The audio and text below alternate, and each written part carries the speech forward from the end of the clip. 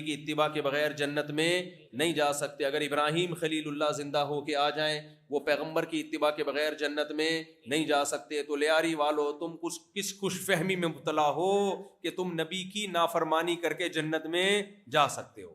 آج پتہ ہے مسلمان نے شارٹ کٹ راستہ نکالا ہے جنت میں جانے کا.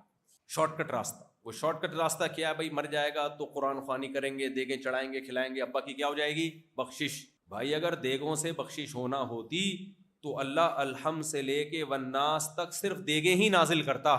کیا خیال ہے؟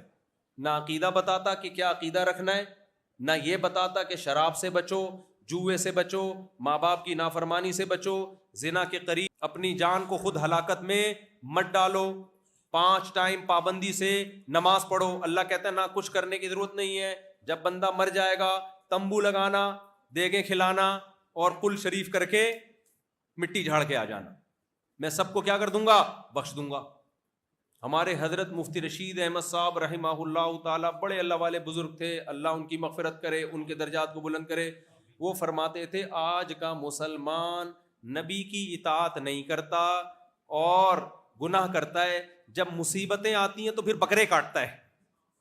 کیا کرتا ہے؟ بکرے کاٹتا ہے, صدقے کے نام پہ نا بکرے کاٹتا ہے. حضرت فرمایا کرتے تھے موت کا فرشتہ اتنا ہوشیار ہے وہ بکرے کی جان بھی لے اور تمہارے مریض کی جان بھی لے جاتا ہے. وہ کہتا ہے چلو آیا تو ایک کے سلسلے میں حاضر ہوا تھا, دوسرا غریبی میں, سمجھ رہے ہیں, وہ دوسرے کی جان بھی لے جاتا.